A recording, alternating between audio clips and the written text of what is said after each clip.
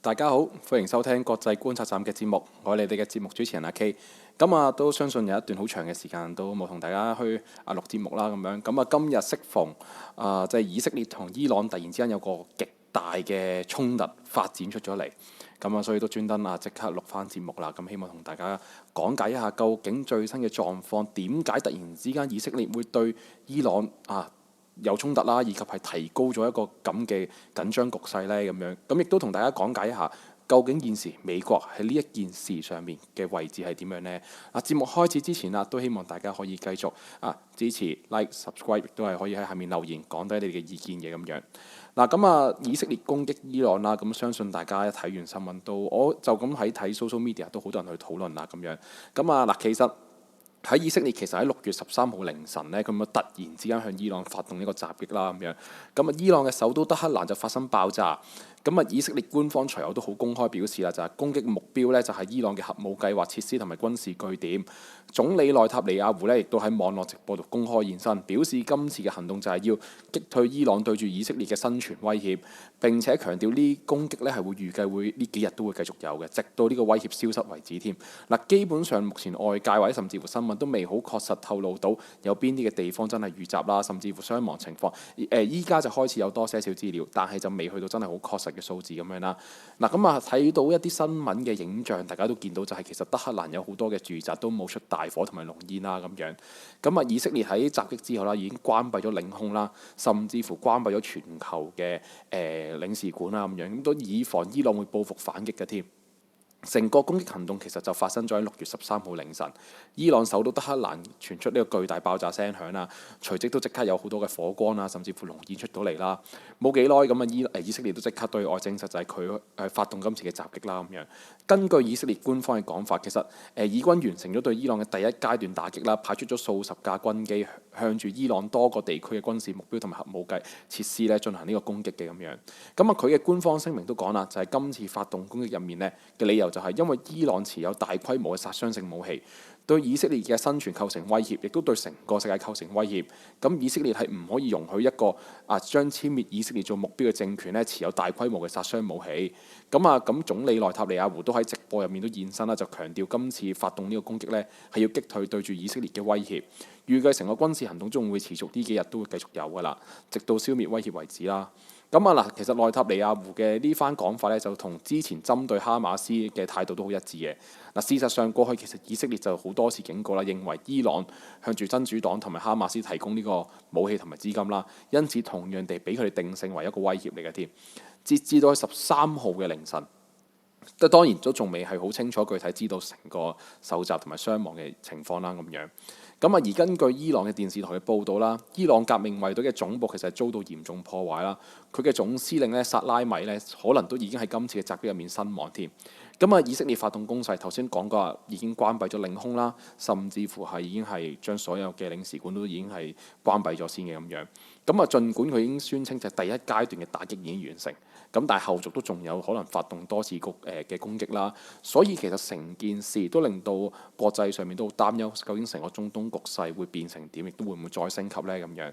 咁我哋先講一講究竟美國依家嘅狀態係點先。其實咧，根據美國嘅一啲美聯社報道啦，其實咧都知道就係其實佢哋本身咧已經係取得到喺美國方面其實已經取得到一位以色列嘅一啲官員嘅消息，就係代表話其實佢哋6月9號嘅時候已經決定話有機會要同伊朗發動攻擊嘅咁樣。但係咧巧妙嘅就係咧，就喺攻擊行動前嘅一日啦，6月12號嘅星期四嘅星期四啦嗰陣時咧，其實國際原子能總署咧就向伊朗發出譴責咧，就指責伊朗就冇遵守到核武不擴散嘅約定。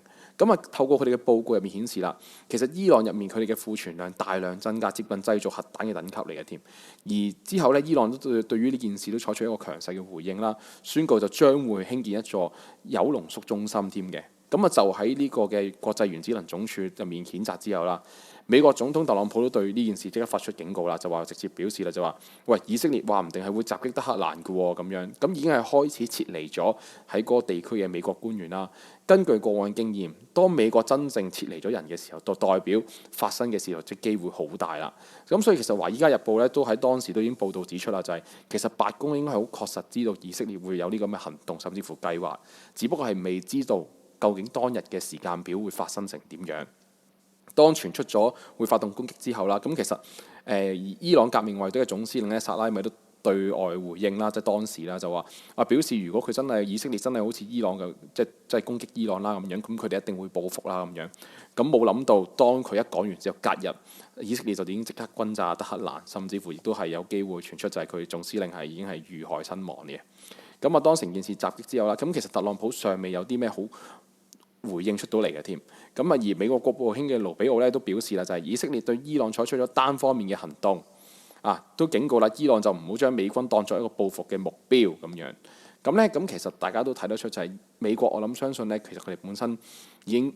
一開始已經有掌握到，但係真係冇諗過以色列係會突然之間去做到咁樣。咁相信喺呢件事上面都睇得出就係佢哋有些少措手不及啦喺呢個位置上面。咁咧，其實大家都見到就係以色列持續地好強硬去對外用兵，咁究竟個作用係乜嘢咧咁樣？咁其實以色列近期就喺加沙戰事嘅處理上面咧，都好相當強硬啦咁樣。喺同哈馬斯同埋即係進行協議或者係談判嘅時候，都經常又離離合合咁樣。咁其實以色列多次都強調就係絕對要殲滅呢個哈馬斯嘅。咁而喺加沙戰事到依家，其實哈馬斯仲未俾以色列去剷除啦。咁而以色列就喺加沙嘅控制都越嚟越深入，導致係影響到當地出現咗饑荒啦、救援物資係俾人扣起等一啲人道危機嘅問題嚟嘅添。咁喺近幾個月以嚟咧，其實導致以色列喺成個國際層面上面都受到飽受批評啦。咁國內對於總理內塔尼亞胡嘅支持都開始冇咁強啦，已經。咁而今次向伊朗發動攻擊啦，咁其實你問我咧，我會認為其實內塔尼亞胡係有意透過以色列對外用兵嘅狀態去鞏固自己嘅政治命運。而另一方面就係伊朗同埋真主黨同哈馬斯嘅密切關係咧，以及一啲好難解決嘅核武問題咧，大家都認為係一個好世界動盪嘅一個好不穩定嘅因素嚟嘅添。咁所以有人透過佢覺得我參與呢件事，我控制或者我嘗試去主動攻擊呢啲不穩定嘅因素，話唔定可以令到自己嘅本錢越嚟越大咧咁樣。咁所以喺咁嘅情況下面咧，當然啦，我哋作為即係大家嘅即係唔係喺中東地區㗎啦，咁但係都好留意住究竟成個中東局勢會唔會直接升級咧，演變成伊朗同以色列嘅戰爭啦，已經導致核武嘅威脅會唔會係大大地去影響到我哋咧咁樣。咁所以其實喺咁嘅情況下面咧，我哋大家都好擔憂呢樣嘢㗎啦咁樣。咁亦都係大家都睇得出啦，就係喺今時今日嘅狀況下面啦，咁其實都會見到。都會見到翻就係其實大家都好關注究竟美國喺成個伊朗核談判入面，究竟佢觸發呢一場戰爭扮演住一個咩角色咧咁樣。咁當時頭先我哋都講過就係國務卿啦盧比奧就話我哋冇參與到今次嘅，亦都冇提供任何協助咁樣啦。咁但係其實咧伊朗嘅外交部就回應就係今次以色列嘅行動就係侵略嚟嘅，並警告就係美國作為以色列嘅主要支持者將會承擔責任。咁伊朗亦都將個矛頭係指向咗美國嘅，就係話啦，錫安主義政權對於伊朗嘅呢種侵略行為咧，其實若果冇美國嘅協調同埋授權，其實係冇可能發生嘅。咁其實喺自從特朗普上任之後，其實成個美伊喺核談判嘅係毫無進展啦。而呢場戰爭其實一直都處於一個蓄勢待發嘅階段。談判其實由4月12號展開，咁美國係本身一直好說服伊朗去放棄本土提煉濃縮鈾啦。咁但係伊朗作為一個認為好強調就係美國係唔應該干預佢嘅自主權咁樣，亦都係更加加大力度去生產添咁樣，已經係超出咗一個核武禁礦條約入面定入嚟嘅水平添嘅咁樣。咁佢當然好聲稱就係其實核武係攞嚟保持呢個和平啦，咁純粹有呢個目的啦咁樣。其實咧頭先都講過啦，就係其實美國一早都知道有機會以色列係突破呢個嘅狀況啦，有機會去偷襲佢啦。而當時其實撮合咗一啲嘅談判嘅中東第三國阿曼呢，亦都已經係冇辦法再插手啦咁樣。所以由此可見啦，就係已經開始有啲失控啦，以及甚至乎係我相信美國已經係唔係可以好處理到呢樣嘢啦咁樣。咁啊當然啦，特朗普其實咧都啱啱我哋都睇到就係話，其實佢都仲係好表示會用呢個外交方法去解決伊朗核問題啦咁樣。咁但係大前提佢都仲係好希望伊朗要完全放棄呢個提煉核武嘅咁樣。咁啊由此可見，其實就應該都好難去做得成啦咁樣。咁亦都我諗現階段嚟講，因為呢件事發生得太突然，所以其實對於有好多嘅世界大國嚟講，其實佢哋未必反應得切。